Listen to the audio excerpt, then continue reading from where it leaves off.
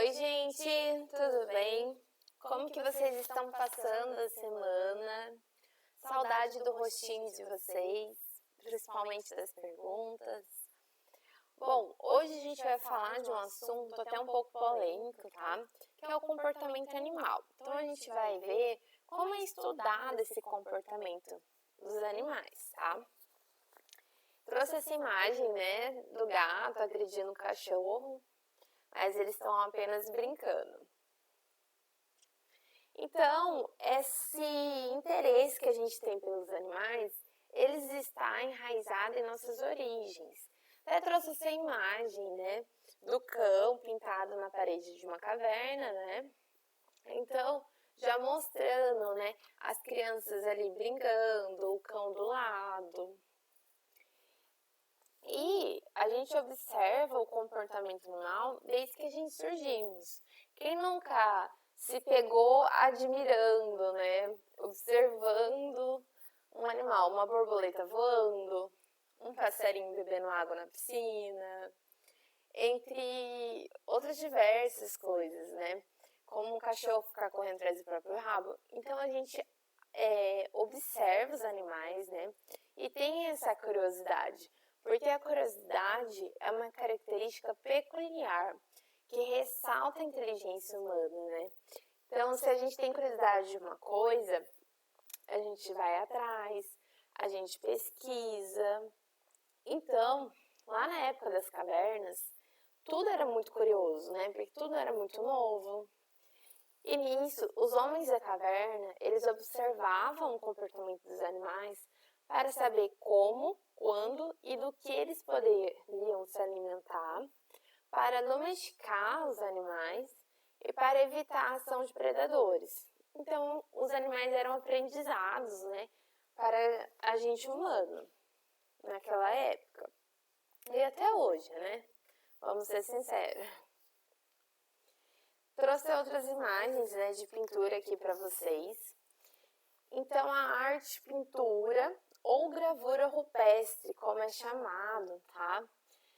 Dado esse nome às antigas representações pictóricas, conhecidas há mais de 40 mil anos de Cristo. Então, existem muitas e muitas gravuras rupestres, tá? Então, são esses desenhos nas paredes, nos tetos das cavernas e abrigos, né? Essa imagem do lado direito que a gente observa, ela é desenhada na caverna espanhola de Altamira, também conhecida como Capela Sistina na pré-história.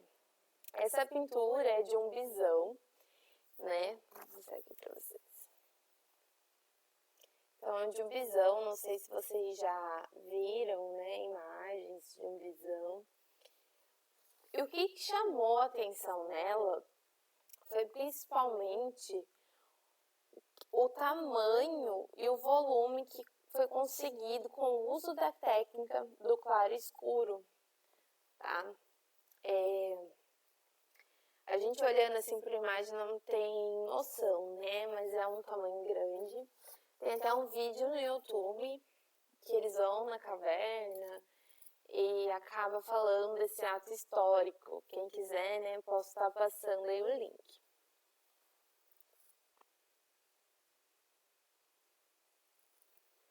Já nos documentos antigos das mais diversas religiões, há inúmeros relatos sobre o comportamento e características de animais domésticos e selvagens.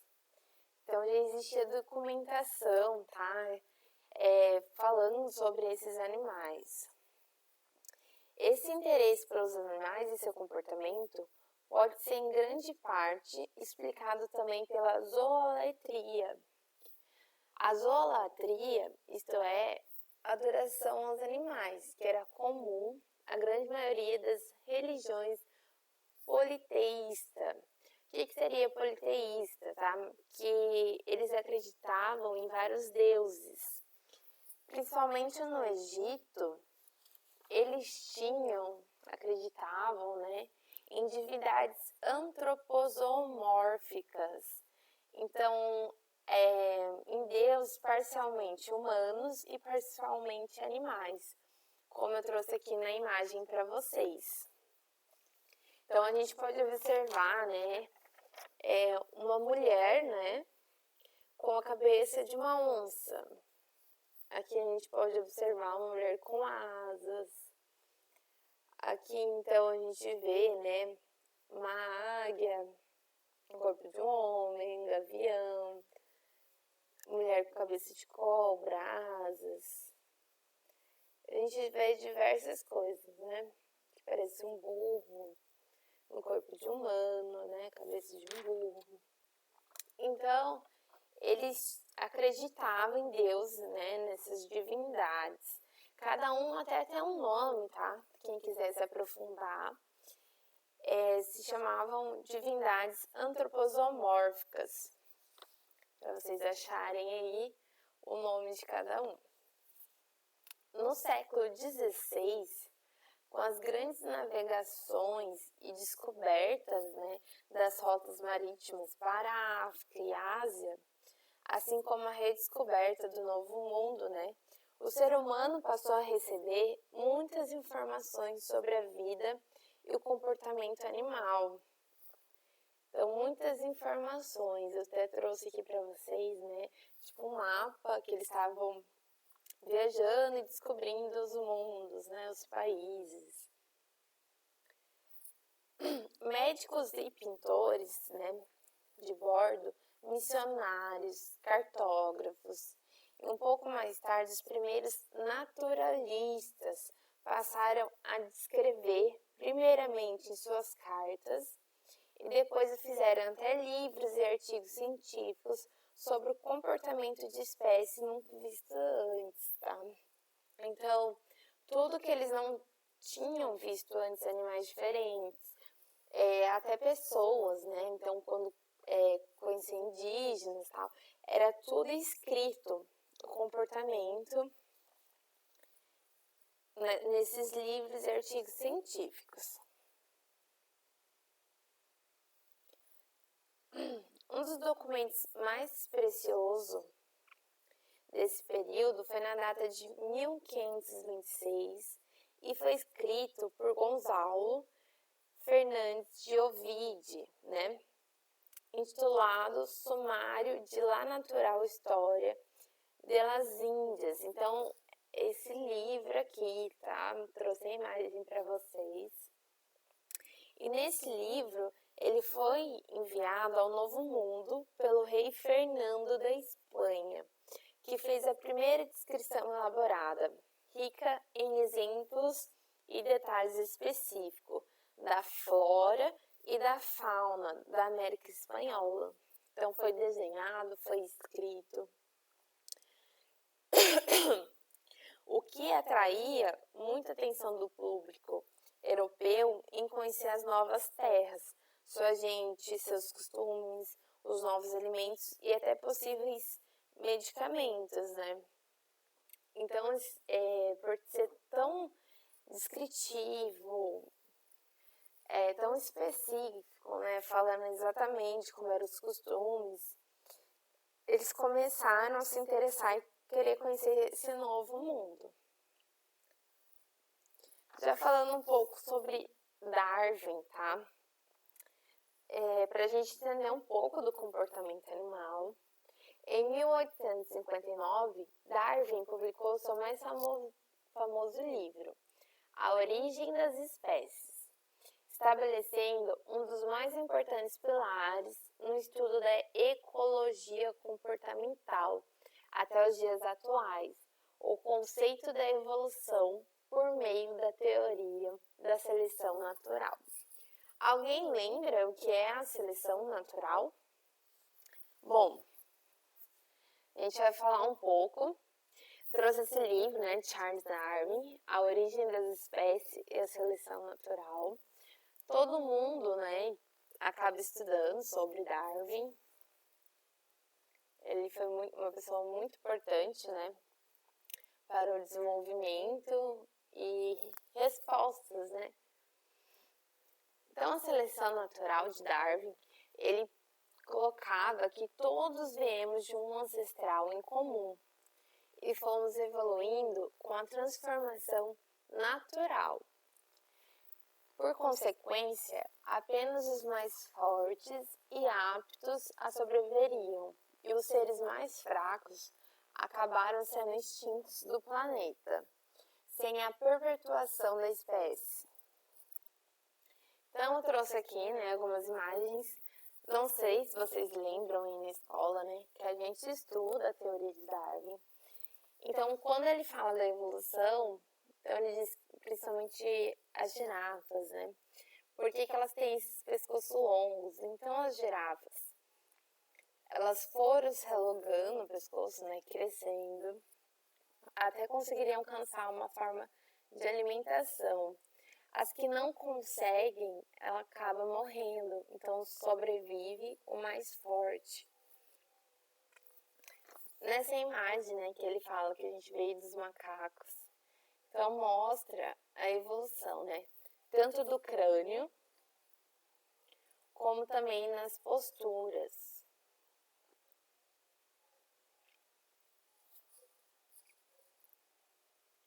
Também falando dos equinos, os cavalos. Diziam que eles eram desse tamanho, bem pequeno, e as patas eram diferentes, eram biangulados, que nem de vaca. Depois tinha, para vocês verem, vai mudando os ossos,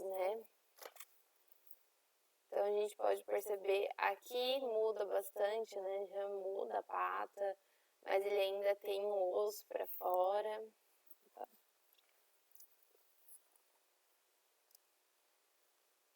E vai aumentando também a sua altura,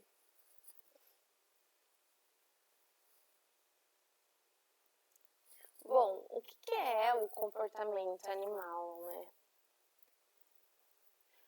O comportamento animal, em geral, ele inclui todas as maneiras que os animais interagem com outros membros da sua espécie. Então, como um cão interage com outro cão. Também com organismos de outras espécies e com o seu meio ambiente. Então, como que um cão reage com um cão, como um cão reage com um gato e como ele reage ao meio ambiente. Então, como que ele come, como ele bebe água, se tiver frio, ele se esconde, fica sempre no mesmo lugar, continua brincando da mesma forma. Então, como ele reage com o ambiente também é muito importante. O comportamento animal também é definido por uma mudança na atividade de um organismo em resposta a um estímulo, uma sinalização externa ou interna, ou uma combinação de sinais. Então, externa e interna junto. A gente vai falar um pouco mais. Só para dar um exemplo, o cachorro, ele pode começar a salivar bastante, Isso é uma mudança na atividade. Então, no caso, o cachorro é o organismo. Então, o cachorro começa a salivar, tem uma mudança no organismo, na atividade. Em resposta a ver o alimento, que é um estímulo. Então, ele viu o alimento, começou a salivar bastante em resposta daquilo, tá? Então, ele tá com fome ali, tá com vontade de comer. Falar um pouco sobre a biologia comportamental. Ela é o estudo das bases biológicas e evolucionárias do comportamento. Baseia-se em muitas áreas da biologia, incluindo genética, anatomia, fisiologia, biologia evolutiva, neurobiologia, entre outras, tá? Entre outras muitas.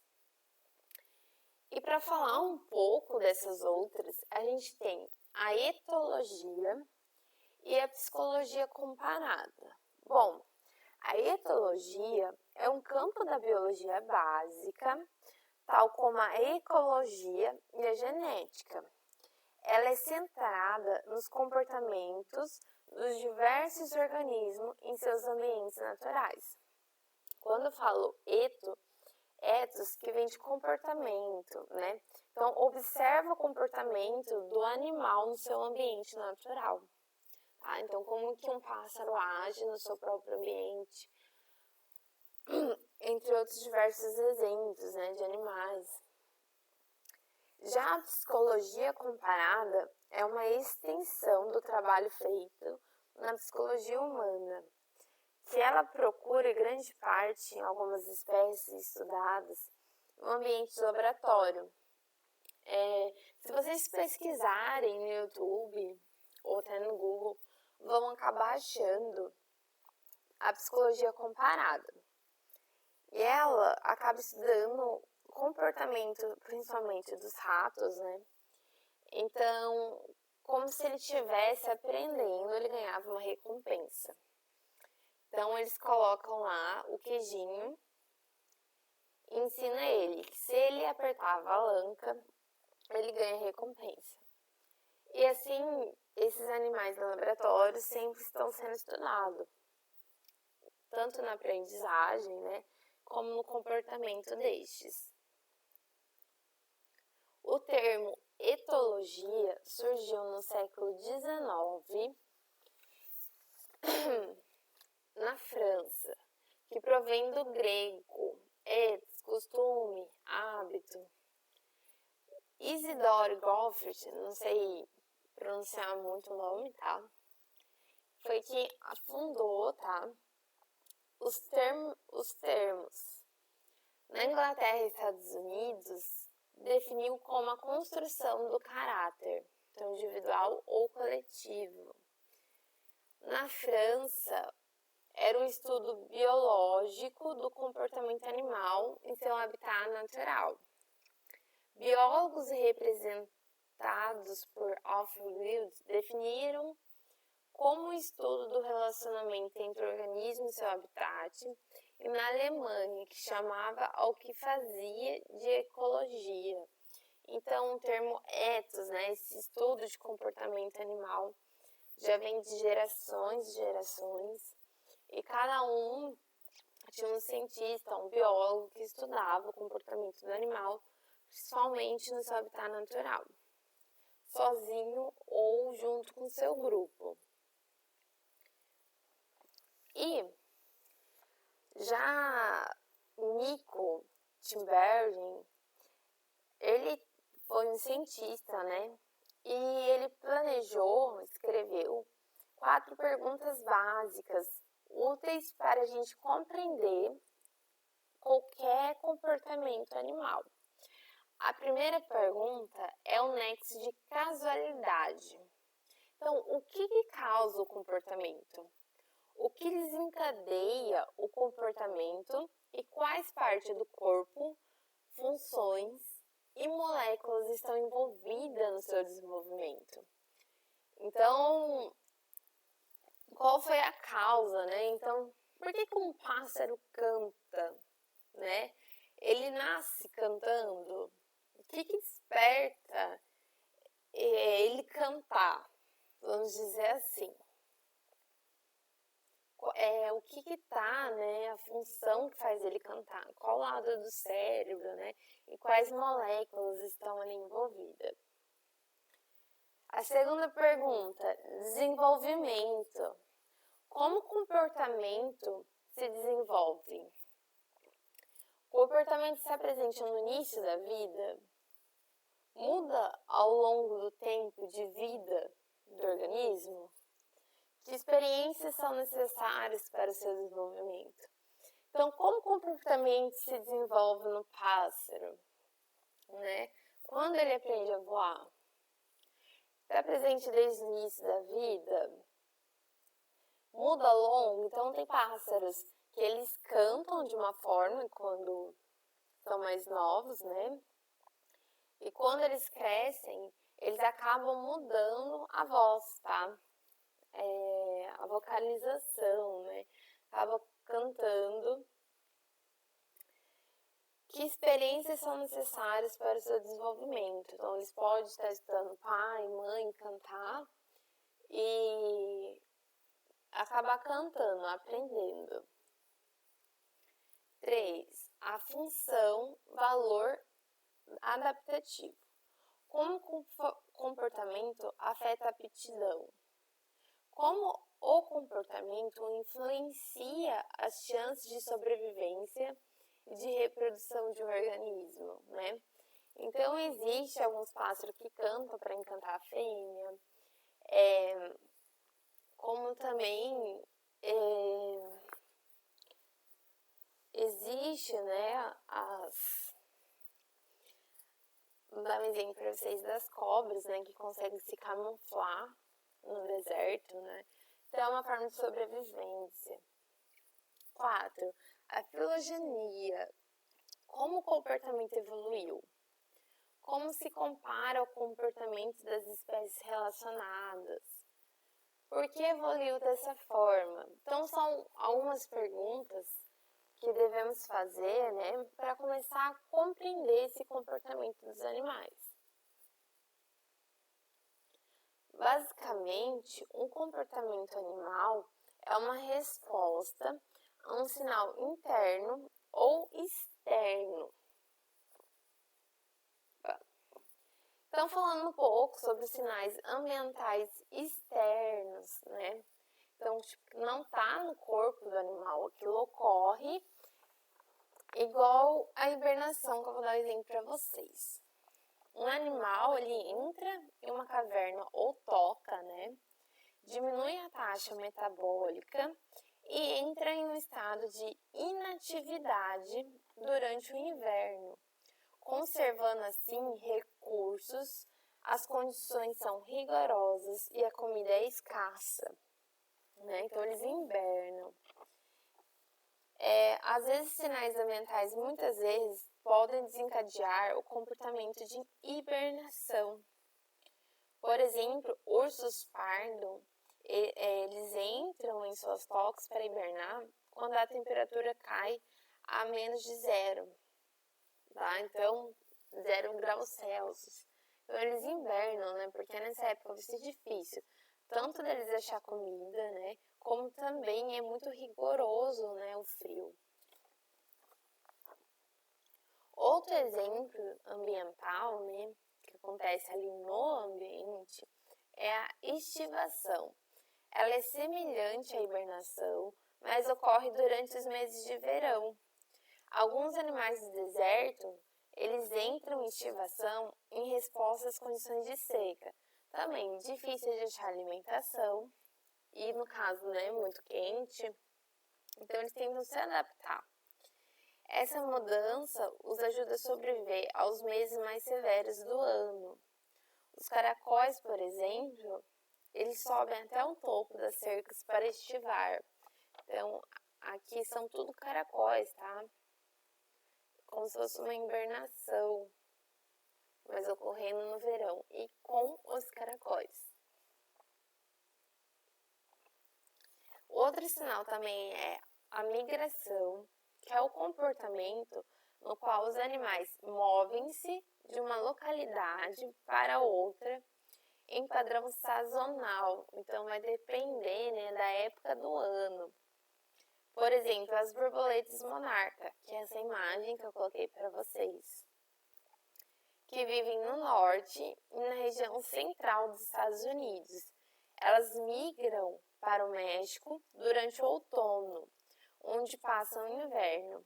Esses sinais ambientais que desencadeiam a migração de outono incluem temperatura do ar, duração do dia e disponibilidade de alimentos.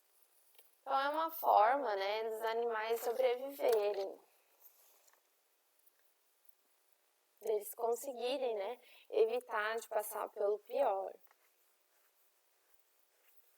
Alguns sinais ambientais internos são desencadeados pelo relógio biológico interno do animal. Então, já ocorre, né, pelo próprio organismo.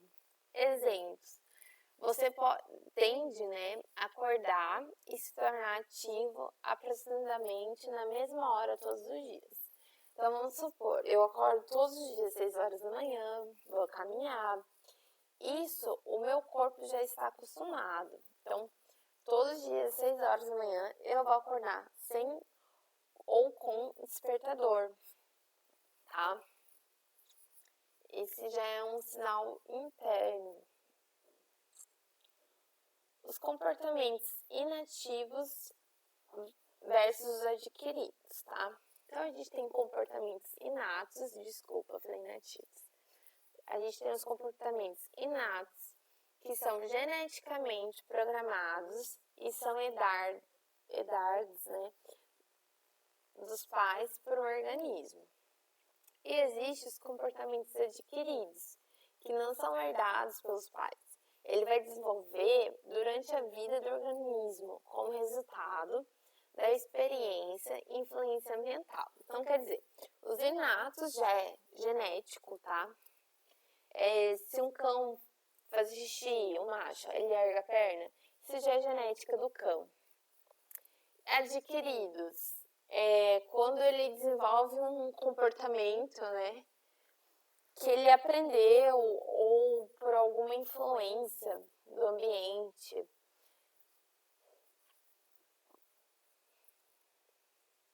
Trouxe como exemplo, né, o comportamento inato. Então, as tartarugas, logo que elas nascem, elas já vão, né, todas para o mar. A mãe não ensina isso, né? Elas nascem e vão. Então, isso é inato, já é genético, já é delas. E tem o comportamento adquirido, como por exemplo, se uma vaca receber um choque elétrico, cada vez que ela se esfregar contra uma cerca elétrica, ela pode rapidamente aprender a evitar a cerca. Então, ou seja, toda vez que ela rela na cerca, ela leva choque, vai chegar um dia que ela não vai relar mais, que ela fala, não, se eu relar aqui, vai levar choque. Ou seja, vai desenvolver por meio da experiência. Então, é uma experiência que ela adquiriu. E a gente tem parcialmente inato e parcialmente adquirido. Então, eles, como eu falei lá no começo, eles podem agir junto, né? Então, um dos exemplos são os bebês, que são pré-programados para aprendizagem de línguas. Mas qual linguagem eles vão aprender vai depender da questão que é exposto durante seu período formativo. Né? Até coloquei essa imagem do bebezinho, alá, o mamãe, o papá, alô. Mas, na verdade, quando a gente é bebê, a gente vai aprendendo aos poucos o que falar. Então, a gente escuta uma música, a gente escuta os pais conversando, as pessoas em volta. E qual linguagem a gente vai aprender, vai depender do meio que a gente está, né? Então, é adquirido e também inato, porque já é do ser humano aprender a falar desde pequeno. E adquirido porque se ele nasceu no Brasil e acaba indo pequeno, né, para os Estados Unidos e falando inglês, então são coisas adquiridas através de experiências. Comportamento social. O comportamento social são as interações sociais. Então, pode ser agressivas, como estabelecimento de hierarquia, disputa territorial, concorrência entre grupos sociais, e podem ser as interações não agressivas, como rituais pré-nupciais, cuidado parenteral, brincadeiras e cooperação, como amizade e aliança. Isso pode desenvolver alguns principais distúrbios, como ansiedade, estresse, ciúmes, agressividade. Então, o comportamento social vai depender muito do ambiente também e do animal. Como que a gente vai evitar esses distúrbios, né? Através do bem-estar do animal. Então, uma nutrição adequada, então uma ração, uma comida adequada, não deixar o animal passar fome, incentivo ao exercício físico para o animal não ficar estressado e gerar comportamentos tanto agressivos, Boa comunicação entre o dono e o animal, né? Estabelecer um relacionamento ali, né? Permitir o convívio do animal com outros animais e pessoas, então socializar o animal desde o animal pequenininho. Estimular o animal a interação com o ambiente, então estimular o animal a conhecer, né, para fora, então se for passear na rua, deixar ele conhecer o ambiente.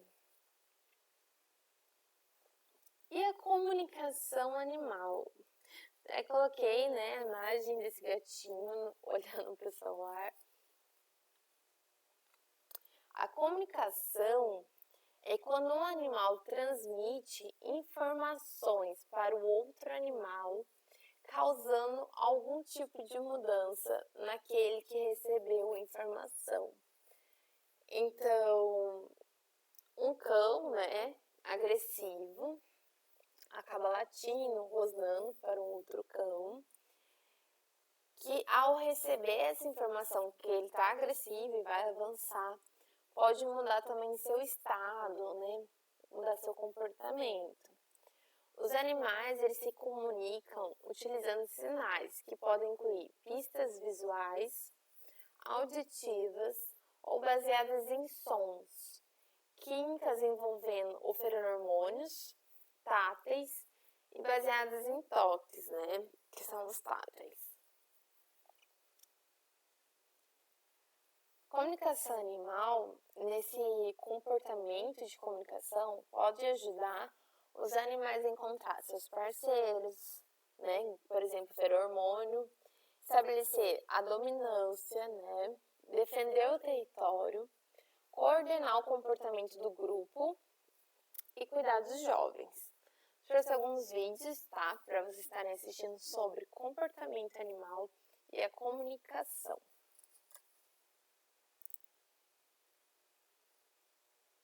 Nesse vídeo eu vou falar para você sobre comunicação animal, que particularmente é um dos meus assuntos favoritos dentro da biologia. A comunicação humana, ela depende da linguagem, a linguagem verbal. É por meio dessa linguagem que os humanos conseguem transmitir suas ideias, pensamentos e sentimentos para os outros e, da mesma forma, entender as ideias, pensamentos e sentimentos dos outros humanos. Mas os humanos também usam pistas não verbais para se comunicar. Um exemplo são as expressões faciais. Então nós sorrimos quando estamos felizes, franzimos a testa quando estamos nervosos e curvamos a boca e as sobrancelhas quando estamos tristes. E essas expressões são facilmente interpretáveis por qualquer ser humano normal. Outras pistas não verbais poderiam ser, por exemplo, a postura corporal ou até coisas mais complexas, como, por exemplo, o tipo de roupa que a pessoa usa ou a cor que a pessoa pinta o quarto. Por exemplo, se eu pintasse o meu quarto todo de preto, eu passaria uma mensagem muito diferente do que se eu pintar o meu quarto de, cor de rosa e colasse um monte de pôster de unicórnios, bailarinas e fadas. Outros animais não usam a linguagem verbal como a gente, mas eles usam pistas não verbais para se comunicar. Veja esse gato que eu desenhei aqui, por exemplo. A pelagem dele está bem eriçada, as orelhas para trás e ele está todo encolhido. Essas pistas já são suficientes para prever o que vem depois. Um ataque. O famoso naturalista Charles Darwin propôs o princípio da antítese no seu livro A Expressão das Emoções nos Homens e nos Animais. Segundo ele, as emoções opostas estão ligadas também a expressões opostas. Por exemplo, quando meu cachorro vê um outro cachorro na rua, ele começa a latir no portão e torna-se agressivo. A pelagem dele fica eriçada, a cauda fica virada para cima, as orelhas ficam em pé e a boca dele fica aberta, latindo e rosnando. Ele está expressando um comportamento de agressividade. Os comportamentos agressivos nós agrupamos e chamamos de agonísticos em biologia. Agora, quando eu vejo ele fazer isso, eu vou lá e fico brava com ele. a expressão corporal dele muda imediatamente. A cauda que estava para cima, ela fica entre as patas. As orelhas que estavam para cima ficam para trás. A cabeça que estava levantada fica voltada para baixo. E quando meu cachorro está nessa postura, ele está expressando algum comportamento afiliativo, por exemplo, a submissão ou medo. E segundo o próprio Darwin, esse antagonismo entre estados opostos facilita a interpretação de um comportamento por um interlocutor. Por exemplo, se eu sei que o animal nessa postura está expressando um comportamento afiliativo, fica muito fácil para mim deduzir qual é a emoção ou comportamento que o animal está expressando quando ele está na postura oposta. Bom, e dependendo de quem está participando da comunicação, nós podemos classificar o tipo de comunicação em 3.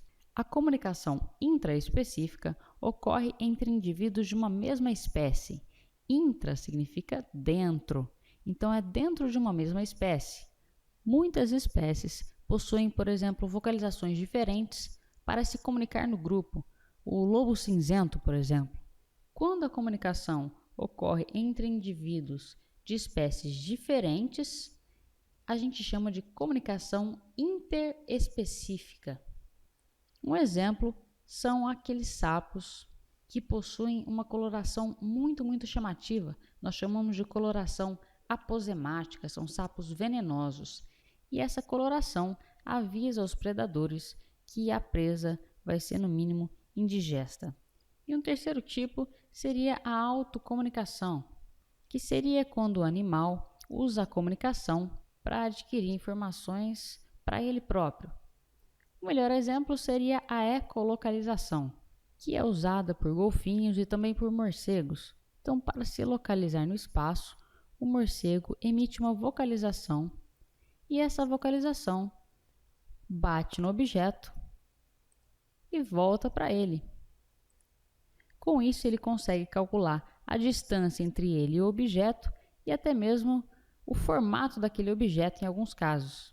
Então, ele pode saber, por exemplo, se aquilo é uma flor e se ele é um nectívoro, ele vai se alimentar, ou se aquilo é uma parede ou um outro objeto qualquer. Tá legal. Então, os animais usam a comunicação para trocar informações. Pode ser entre indivíduos de uma mesma espécie, entre indivíduos de espécies diferentes, ou até mesmo para ele próprio. Mas, afinal de contas, que tipo de informação a gente está falando? Para que serve a comunicação animal? Bom, ela pode servir para atrair parceiros. Você já deve ter visto alguma ave muito colorida. Algumas espécies também usam danças elaboradas de corte e outras vocalizações para estabelecer e defender territórios. Comunicação também pode servir para avisar outros animais sobre o perigo. Em alguns bandos de aves, por exemplo, existem os indivíduos que são os sentinelas, que são aqueles que dão o chamado de alarme quando um predador aparece. Os animais também podem usar a comunicação para estabelecer hierarquias, para saber qual é o dominante, qual é o submisso dentro do grupo. Os cães fazem muito isso. Indivíduos de um grupo podem avisar os outros aonde tem uma fonte de alimentos. E tudo isso é muito legal. Mas eu quero deixar aqui como mensagem final para vocês um aviso. Nós temos que tomar muito cuidado com o antropomorfismo. E isso significa atribuir características humanas a animais não humanos.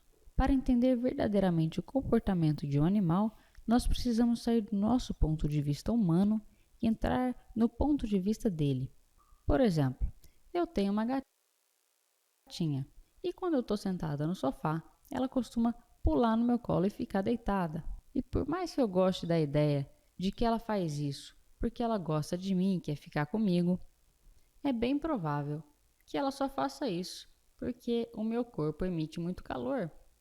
Então ela quer se manter quente e fica deitada no meu colo.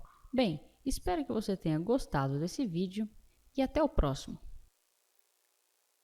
E falando de comunicação, gente, eu trouxe esse vídeo para vocês. O vídeo de hoje é sobre o encantador mundo dos animais. Tenho certeza que já parou para se perguntar o que os animais estão falando quando emitem grunhidos, rosnados, latidos e miados. Que comunicação é essa? Saiba que, assim como os humanos, os bichos desenvolveram métodos pouco convencionais, mas que funcionam muito bem. Veja o que os danados fazem para que haja compreensão entre as espécies. 10 maneiras mais incríveis de comunicação entre os animais.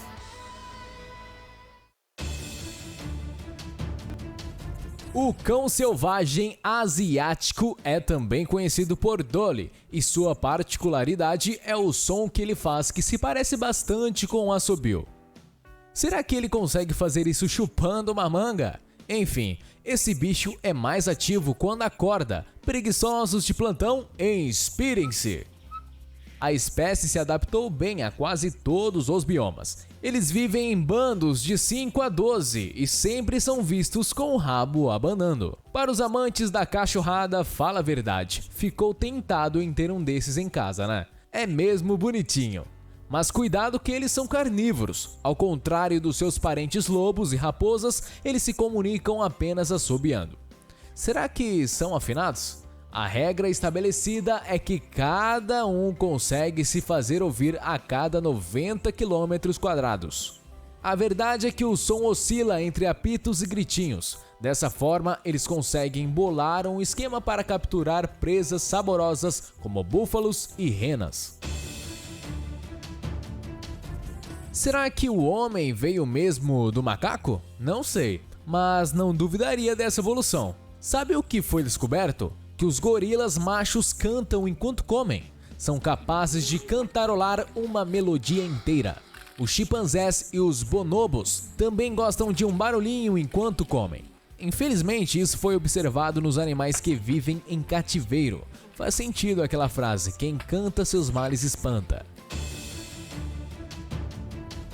O rinoceronte branco não é branco, mas é o maior entre sua espécie, e entre os mamíferos só não é o maior que o elefante. Sabemos que é praticamente cego, mas como a natureza é sábia, ele ganhou um super nariz capaz de sentir o fedor do cocô dos inimigos a distâncias consideráveis. E eles também usam as próprias fezes como comunicação. Elas ajudam a reencontrar sua turma, já que as fêmeas também deixam um rastro por onde passam. Isso ser bem esquisito esse diálogo fedorento, mas eles podem. São animais bastante imponentes que merecem viver muito. Seu chifre é usado como crença na cura do câncer. Nas florestas tropicais do sudeste do Brasil é possível encontrar um simpático primata chamado de titi black. Não falaremos que são black mesmo sendo marrons, mas da sua curiosa e evoluída forma de conversar. Eles são capazes de elaborar frases que surpreendem todos os fãs da sintaxe. Desenvolveram comunicação diferente para identificar predadores tanto no céu quanto na terra. Oscilações de tom identificam desde falcões a gatos. Uma vez tentaram enganá-los com animais falsos e eles rapidamente emitiram outros sons para comunicar a farsa aos demais. Você conhece os társios? É um macaquinho que atualmente vivem em ilhas no sudeste da Ásia. A carinha de assustado não é à toa. Ele é pequenininho e pesa menos de 200 gramas. Adora viver agarrado às árvores. Consegue isso com facilidade graças a uma espécie de adesivo natural dos dedos. Uma curiosidade legal é que eles são antiguíssimos. Estão na Terra por 45 milhões de anos e deve ter espiado muito humano porque abrem a boca para falar, mas não sai nenhum som. Que agonia isso! Os pesquisadores acreditam que são tagarelas, mas que nossos ouvidos não são capazes de ouvir o que dizem. Um detector de som comprovou que eles emitem muita coisa quando abrem a boca. Seria bom se os humanos tivessem essa capacidade de comunicação. Aí ouviríamos menos besteira. Um dos animais mais lindos que existe, sem dúvida, é a baleia. Quando mergulham e mostram apenas o rabo, é uma imagem arrebatadora. Além do balé, é possível ouvir uma espécie de canto entre os vários tipos: orcas, caribes, cachalotes. É como se a combinação fosse única e servisse para um cumprimento universal, tipo: olá, eu também sou uma baleia. Que inteligente. Após observar de perto um rebanho de bisões durante 3 meses, um pesquisador de um centro francês de pesquisa científica descobriu que eles possuem uma comunicação bastante democrática.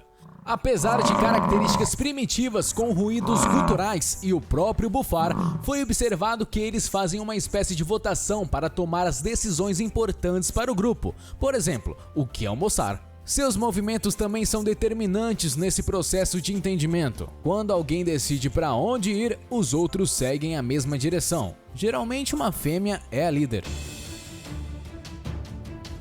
O contato visual é um comportamento comum aos primatas, mas os pássaros, mais precisamente as gralhas de nuca cinzenta, se utilizam de um olhar que mete medo.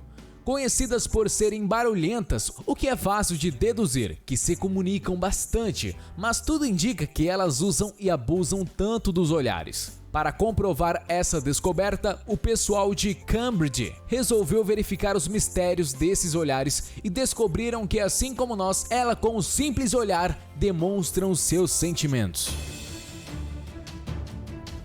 Passarinho na gaiola não é nada legal, mas o homem é cruel e o prende só para ouvir o seu canto. Que coisa feia! Um dos passarinhos mais lindos que tem e que cantam que é uma maravilha é o cordon bleu. Acredita que eles também sapateiam? Incrível! Eu gostaria de saber o que eles tanto conversam. Os camarões mantis têm superolhos que servem como satélites. A suspeita é que a tecnologia é extraterrestre. Isso porque eles possuem 12 tipos de fotorreceptores, enquanto mamíferos geralmente só têm 2 e os humanos possuem 3. Esse olhar sofisticado detecta até a luz ultravioleta e tem acesso à luz polarizada. Se tivéssemos essa capacidade, seria um avanço para a medicina em reconhecer células cancerosas. Pois é, cada um se comunica como pode. Vale tudo para se expressar. Só nos resta viver e aprender com os incríveis animais que habitam o planeta. Os ratos se equilibram com o rabo, as raposas se aconchegam com ele e os hipopótamos arremessam Pois é, não vamos falar disso. E os cães, quando não correm atrás dos rabos, abanam ele. Até pouco tempo, as pessoas não sabiam para que servia esse apêndice extraordinário. Então, por que os cães abanam o rabo? Finnegan é um labrador de 3 anos e um especialista em abanar o rabo. Hoje ele está levando a dona para passear. Ela se chama Alexandra Horowitz. Ela é cientista, especialista em cães e tem interesse profissional pela extremidade traseira de Finnegan. E aí, Finn, vamos conhecer alguns cães? O rabo do Finnegan é bem complexo. Composto por 23 vértebras e envolto por uma fina camada de músculos, ele pode se mover em praticamente toda direção. Embora o rabo o ajude a se equilibrar, a Alexandra acredita que seu objetivo principal seja mais surpreendente.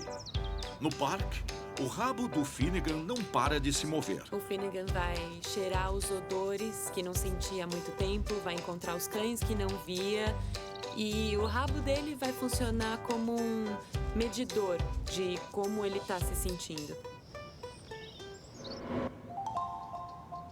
O primeiro vislumbre de sua verdadeira função apareceu quando ela começou a notar diferentes tipos de abanos. Existem muitos tipos de abanos de rabo. O Finnegan chega ao parque todo empolgado e abana o rabo de um jeito largo e solto. É uma emoção clara de antecipação de prazer. Os cientistas acreditam ser possível ler os diferentes significados dos vários abanos. Se um cão reconhece e confia em alguém, o rabo abana para a direita, acionado pelo lado do cérebro que controla a sociabilidade. Mas se o rabo abana para a esquerda, o cão está se sentindo ameaçado. Esta resposta é acionada pelo outro lado do cérebro, que controla emoções negativas como medo e agressão.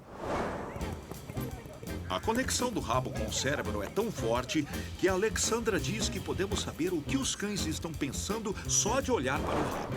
O rabinho para baixo indica ansiedade, às vezes submissão, ainda mais se o rabo estiver enfiado entre as pernas. Entendi. É como o cão diz: não me machuque. E o rabo alto, quase perfeitamente imóvel, pode indicar que o cão está pronto para a ação. Quando tá assim, algo tá prestes a acontecer. Pode ser algo agressivo, o cão vai pular em outro cão, ou ele vai correr de repente, bem rápido, perseguindo alguma coisa. Você vê toda a energia acumulada no rabo quando ele tá assim vertical. Embora esteja claro que as emoções do cão são expressas pelo rabo, não se sabe o motivo. A doutora Alexandra acredita que, para animais como os cães, seja importante falar pelo rabo. Se cada cão souber o que o outro está pensando, eles podem trabalhar melhor em equipe. Os rabos, em essência, são a forma de se comunicar dos cães. Ele tem uma forma bem visível de dizer como eles estão se sentindo. A gente vê toda a expressão de emoção no rabo deles. Incerteza, antecipação, apreensão, prazer, excitação. Falar pelos cotovelos pode ser uma metáfora para os humanos, mas para os cães, a doutora Alexandra acredita que seja verdade. E essa ideia é apoiada por observações surpreendentes. Assim como não falamos com as paredes quando estamos sozinhos, bem, normalmente não, pelo menos. Os cães não abanam o rabo quando não há ninguém por perto para ver. No entanto, no parque, o abano parece ser uma língua que todas as raças entendem. Mas os cães de rabos curtos têm um problema, porque os outros cães têm dificuldade de saber como eles estão se sentindo. E por isso, para alguns cães de rabo curto, é mais difícil fazer amigos. Mas o Finnegan não tem esse problema. Ele não consegue parar de falar. O Finnegan expressa suas emoções o tempo todo. Tá lá pra todo mundo ver. É só olhar pro rabo dele para saber tudo. Bom, gente, eu achei super interessante, né, esse vídeo falando sobre o rabo, a comunicação. E trouxe esse vídeo pra vocês. Reiki em animais e hoje aqui é de comunicação. Eu sou Ricardo Garé, veterinário integrativo e holístico aqui do canal do Reiki Veterinário. Se você gostar desse vídeo, curte, compartilha com os amigos, leva essa dica de livro para os outros, clica no sino para receber as notificações dos vídeos novos. Você pode ver mais vídeos aqui no canal, no site reikiveterinário.com.br e nas mídias sociais, Instagram e Facebook também.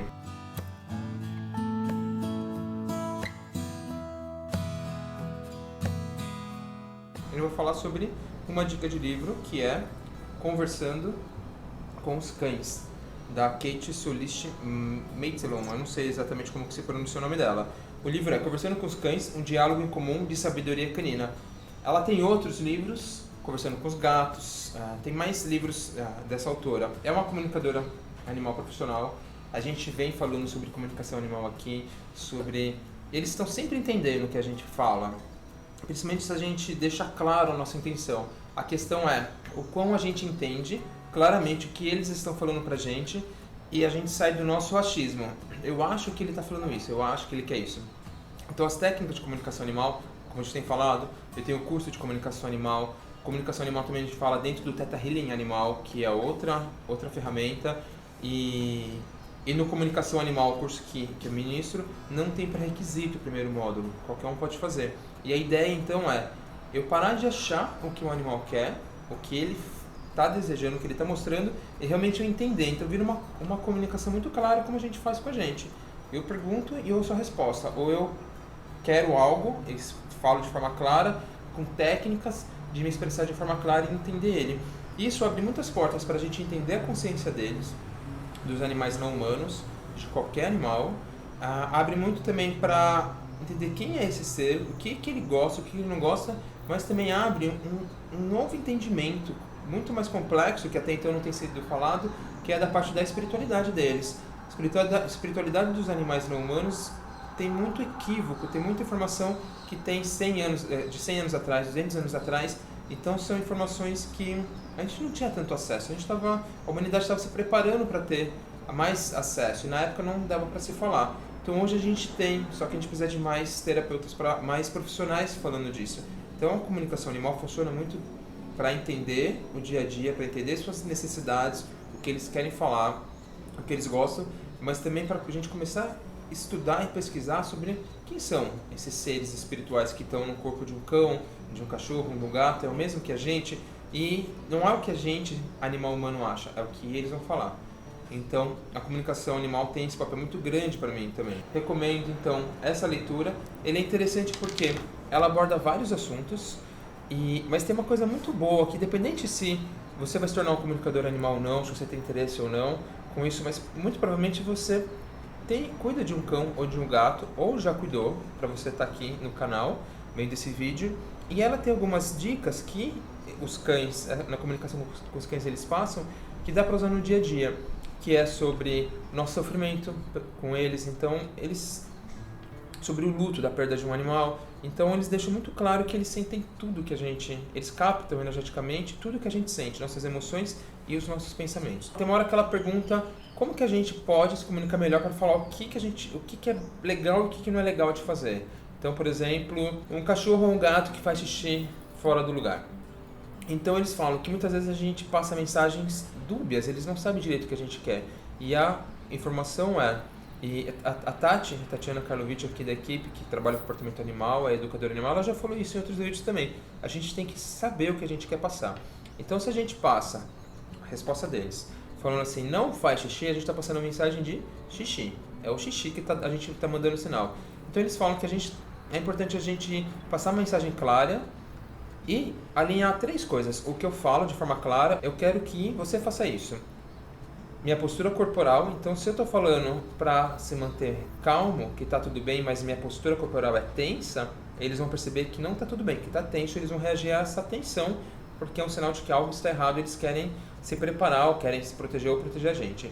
Então, o que a gente falar, o que a gente quer, sempre no positivo, na afirmação positiva, a postura corporal, e eles falam, o mais importante é o nosso aspecto mental, a nossa imagem mental é o mais importante de todos.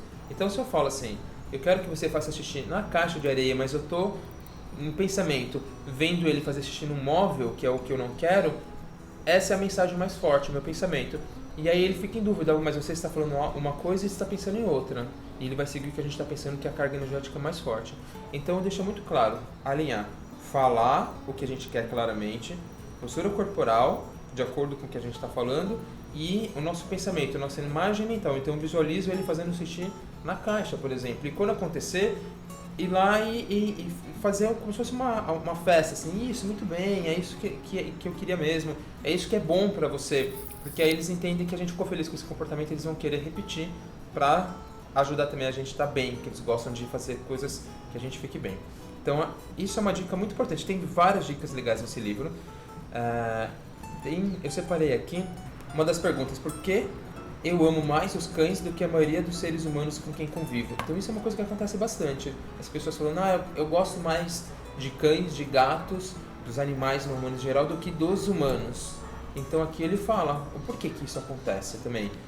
E ele deixa muito claro que a gente também tem que amar a própria espécie. Isso é uma questão nossa. Ela é perguntado como os cães podem tolerar crueldade e maus tratos e mesmo assim retribuir com amor incondicional. E a resposta, como já dissemos, o que nos fortalece é dar e receber amor. Se encontramos o amor, optamos por ele. Como somos seres que vivem no momento presente, os maus tratos logo são esquecidos quando recebemos amor. Já é um aprendizado muito grande pra gente, porque a gente recebe algo que a gente entende como causando dor na gente e a gente ressente aquilo, a gente fica levando aquela dor e ressentindo aquela pessoa que a gente coloca como a culpada, como vilão e a gente vítima, durante anos muitas vezes. Então aqui é um ensinamento muito grande pra gente. A crueldade de uma pessoa e os maus tratos que ela nos impinge são um sinal de que ela sente uma grande dor. Sabemos que não podemos curar essa dor recusando-nos a dar nosso amor. A dor só é curada quando recebe mais amor, e é isso que fazemos. Então aqui mostra que a gente, o animal humano, ele não é o ser mais evoluído, mesmo falando espiritualmente, porque espírito é espírito, não muda, só muda essa roupagem física, né? Que esse espírito quer se expressar nessa vida. Mas a gente vê, por exemplo, um cão, um gato não vai construir uma casa como essa, obviamente. Mas ele expressa a virtude de amor e não guardar ressentimento como a gente guarda.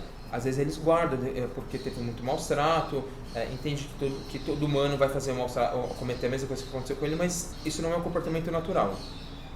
Mas aqui a gente está buscando muito nessa experiência de vida o amor sem condição, o amor. Deixar ressentimentos e a pessoa que nos causa, que a gente entende que nos causa dor, a gente tem uma reação de afastar. Eu não quero sentir isso, eu não quero ter contato com essa pessoa. Ao invés de dar mais amor, porque essa pessoa que está cometendo alguma coisa que está causando dor para os outros, está sendo um gatilho de dor para os outros, é o que ele fala, ela sente uma grande dor, na verdade. E muitas vezes a gente quer que essa pessoa pague, que essa pessoa apanhe, que essa pessoa morra, que essa pessoa aconteça isso e aquilo. E ele fala, isso não resolve se a gente não der o amor. A dor só é curada quando recebe mais amor. Então eles expressam a virtude que a gente está buscando, que é o amor sem condições. Então tem muita coisa para aprender nesse livro, é bem interessante. Eu tenho visto muita disso que ela fala no livro, conversando com outros comunicadores telepáticos, fazendo os atendimentos nos cursos que a gente coloca os alunos para fazer as comunicações com os animais dos outros, com os animais de algumas ONGs como da Catland, aqui em São Paulo, no Jabaquara, que é uma ONG de adoção de gatos, resgate e adoção de gatos, nos próprios atendimentos, tudo que surge de crenças e traumas. Então a gente tem visto exatamente isso. E tem uma parte do livro que fala exatamente sobre a espiritualidade dos animais, que é o que eu falei no começo. Vocês conseguem achar numa livraria ou encomendar, ela tem outros livros também. Depois me falem o que vocês acharam, leiam o livro. Se vocês têm dúvidas sobre o que é comunicação animal, o que vocês gostariam de saber de um animal de vocês, me falem. Bom, gente, é isso. Pra quem não sabe, tá? Existe o veterinário Reiki, que é o último vídeo que eu apresentei para vocês. Então, Reiki é uma técnica considerada como uma terapia integrativa, em que o terapeuta estende suas mãos sobre partes do corpo do paciente para canalizar a energia vital universal, a fim de restaurar o equilíbrio físico, regularizar suas funções vitais e equilibrar o campo mental e emocional. Bom, muita gente não acredita, né? Não quero forçar vocês a acreditarem, mas com certeza, né, esses animaizinhos, eles se comunicam de alguma forma com a gente. Às vezes a gente fala assim que eles conversam com a gente pelos olhos, né, mas eles também podem ter uma face triste, quando tá feliz, a gente percebe que eles têm sentimentos, né, quando estão com fome, quando estão com sede. Então, de alguma forma, a gente também consegue reconhecer os sinais que eles nos transmitem, né? Mas para quem tem mais curiosidade, quiser aprofundar, tá? E a aula foi isso. Então, a comunicação, o comportamento animal vai muito além, né, do comportamento deles. Vai, então, também do comportamento, principalmente do dono. Qualquer dúvida, gente, entre em contato. Tô aqui no grupo sempre. Vamos estar conversando, tá? Beijo.